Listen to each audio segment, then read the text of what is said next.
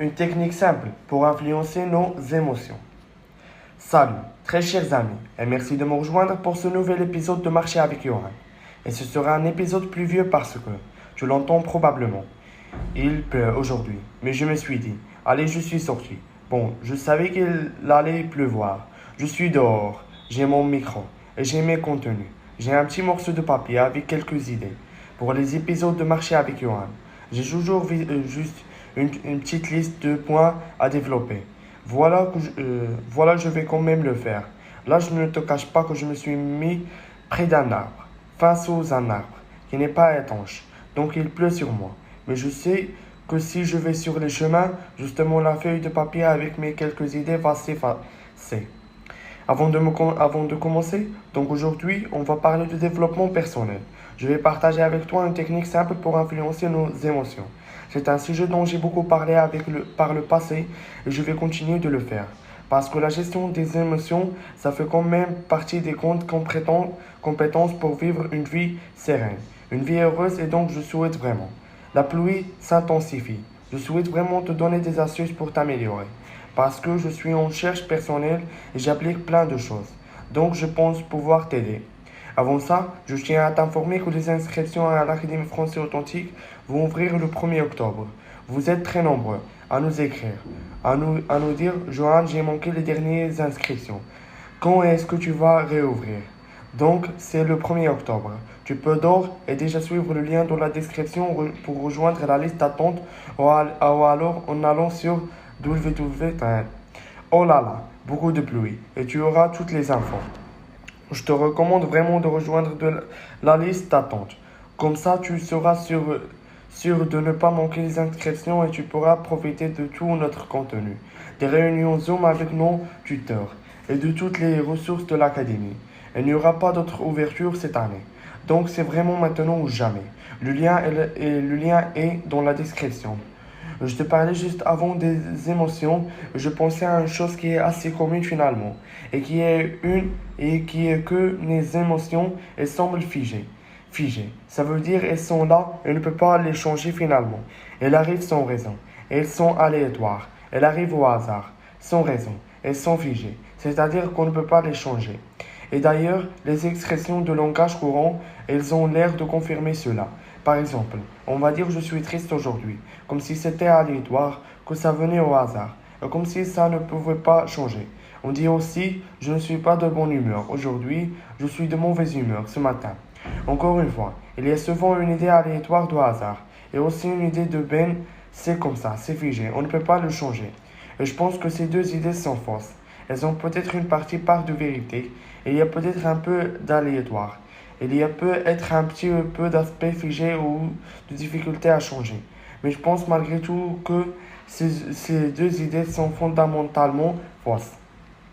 La part aléatoire, à mon sens, elle est limitée. Quand on dit « je suis de mauvaise humeur », et qu'on le dit comme si c'était quelque chose qui nous tombait dessus, qui est arrivé sans aucune raison, ben c'est partiellement vrai, à mon avis. Déjà, il faut que nous fassions attention aux fondamentaux de notre vie. Très bien, manger, faire de l'exercice, faire en sorte de bien dormir. Dormir, faire de l'exercice, bien manger, respecter un certain nombre de fondamentaux liés à la respiration, etc. Et bien souvent, quand on fait attention à tout ça, on n'est pas de mauvaise humeur. On n'a pas vraiment d'émotions négatives qui viennent sans raison. Bien sûr, la mélancolie peut nous toucher ou des événements extérieurs peuvent nous toucher. Mais je pense qu'on a quand même une grosse part d'action. On a une grande capacité d'action en ce qui concerne nos émotions. Je sais que les seuls moments hormis catastrophes qui peuvent arriver dans ma vie, les seuls moments pendant lesquels je suis triste, c'est quand le lendemain de fête, par exemple, quand j'ai fait un grand repas, que j'ai trop mangé, que j'ai trop bu, que j'ai pas assez dormi. Ben oui, le lendemain, je vais être à la fois fatigué et avoir des émotions négatives. Donc ça, c'est la partie aléatoire. Mais en dehors de ça, nous avons aussi un outil simple pour essayer d'influencer nos émotions. Et pour essayer de te présenter cette idée d'une façon simplifiée, on peut penser au modèle suivant en ce qui concerne l'apparition des émotions. En effet, on peut dire qu'il y a 3 phases. La première phase, c'est l'événement extérieur qui arrive et ce qu'on va appeler l'impression. On a une impression qu'il y a quelque chose qui se produit dans notre vie. Deuxième, on a une réaction réflexe, elle qu'on ne peut pas changer. C'est-à-dire que face à ce qu'on appelle un stimulus, face à quelque chose qui se produit, face à un événement extérieur, eh bien on va avoir une réaction réflexe qu'on ne peut pas changer. On ne peut pas la changer. Elle arrive comme ça. C'est la partie purement émotionnelle. Pour les habitués du podcast, c'est la partie qui correspond au chimpanzé. Si on reprend le modèle de Steve Peters dans son livre Le paradoxe du chimpanzé, dont j'ai souvent parlé, eh bien c'est cette partie qu'on ne maîtrise pas qui arrive comme ça. C'est le réflexe. Et ensuite, troisièmement, on a l'émotion qui nous envahit. Cette émotion, évidemment, elle dépend de la réaction réflexe. Donc on a, premièrement, un événement qui arrive, extérieur. Deuxièmement, un réflexe qui nous tombe dessus, qu'on ne maîtrise pas. Et troisièmement, on a une émotion, sachant que l'émotion numéro 3 dépend fortement de la réaction réflexe numéro 2. Mais entre 2 et 3, entre le réflexe qu'on ne contrôle pas, l'émotion qu'on ne contrôle pas non plus finalement, il y a une espèce qui est ce qu'on appelle une marge de manœuvre. C'est-à-dire nous avons la capacité d'influencer. Donc on n'influence aucun des trois. On n'influence pas l'événement extérieur qui se produit. On n'influence pas directement l'émotion réflexe ou la réaction réflexe. Et on n'influence pas l'émotion. Par contre, entre le réflexe et l'émotion, on a la capacité de changer. On a la capacité d'avoir une influence finalement. Et c'est elle qu'il faut utiliser d'une façon tout à fait rationnelle pour modifier l'émotion finale.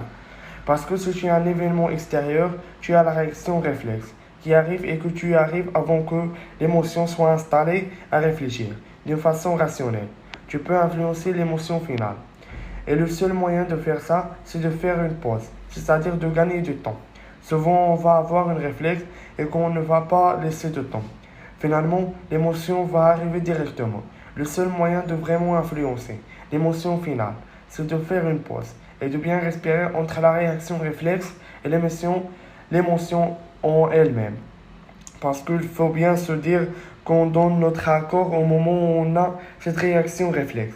On donne notre accord à l'émotion d'arriver. C'est à nous de choisir. Si on fait intervenir la raison, on peut modifier l'émotion finale.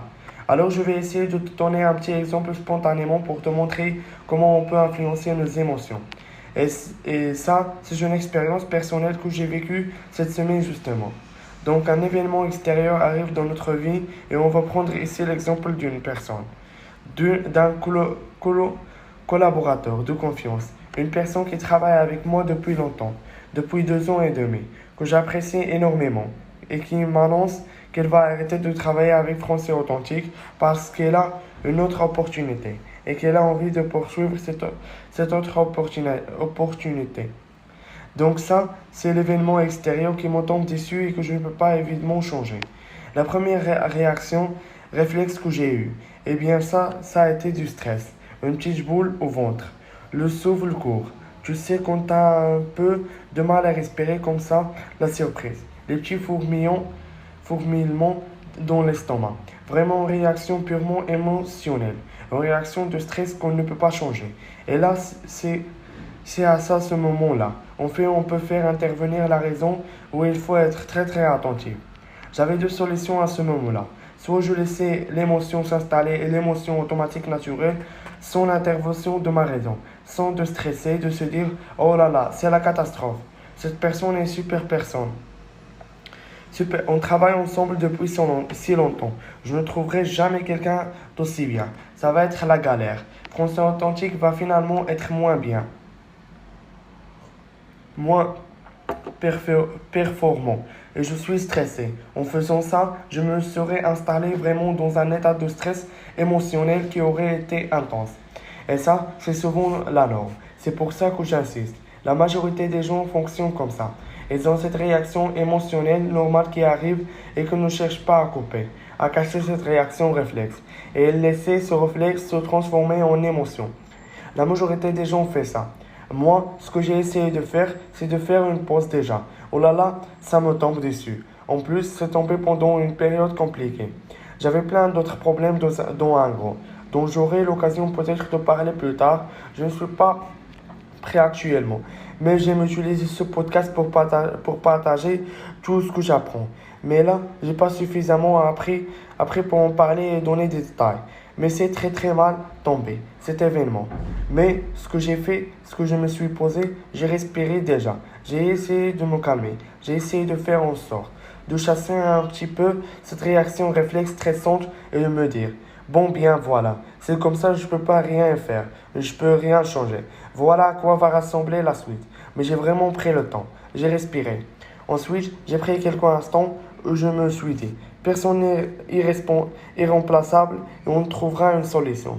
Donc, j'ai essayé de me rassurer de cette façon. Et je suis passé à autre chose parce qu'il faut vraiment essayer de couper, de se laisser le temps. J'ai pensé à autre chose, j'ai continué à travailler que j'avais entrepris auparavant. Et au fur et à mesure, et j'ai essayé de raisonner par la raison, en effet. J'ai pris mon journal et j'ai fait une liste d'actions.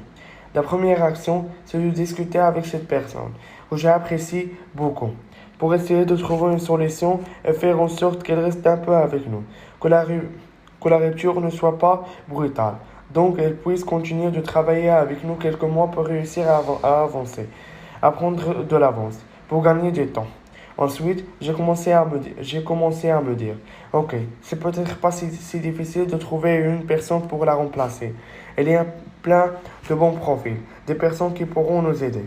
Donc j'ai commencé à relativiser comme ça aussi. Et ensuite, je suis même allé jusqu'à chercher l'opportunité parce que souvent dans les événements négatifs, il y a du positif et j'ai cherché l'opportunité. Je me suis dit, ou peut-être l'opportunité dans cette chose négative.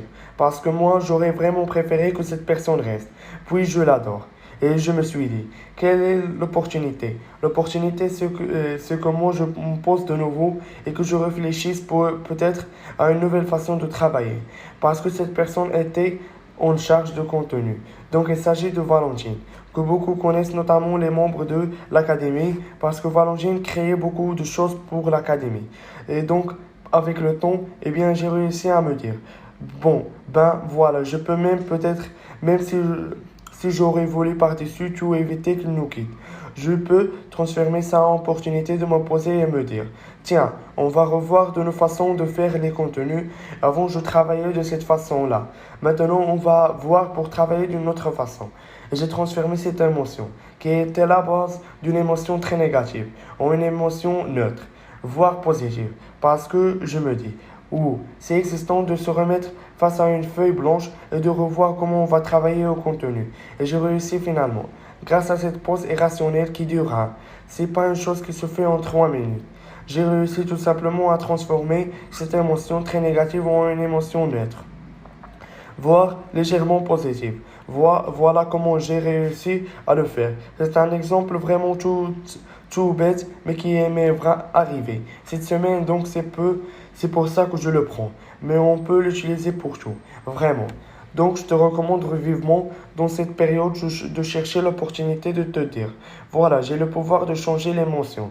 La réaction réflexe que j'ai, je ne peux pas la changer. Ce qui m'arrive, je ne peux pas le changer. Par contre, l'émotion qui va découler de tout ça, je peux la changer. Bien sûr, il faut le travailler. Moi, je suis très content et très fier pour être honnête de l'exemple que je viens de partager parce que cet exemple-là, il y a encore un an et demi, ça aurait été très facile pour moi. J'aurais probablement été très stressé et très anxieux, etc. Mais c'est le travail et la pratique qui fait qu'avec le temps, on arrive à tout simplement surmonter ce genre de choses.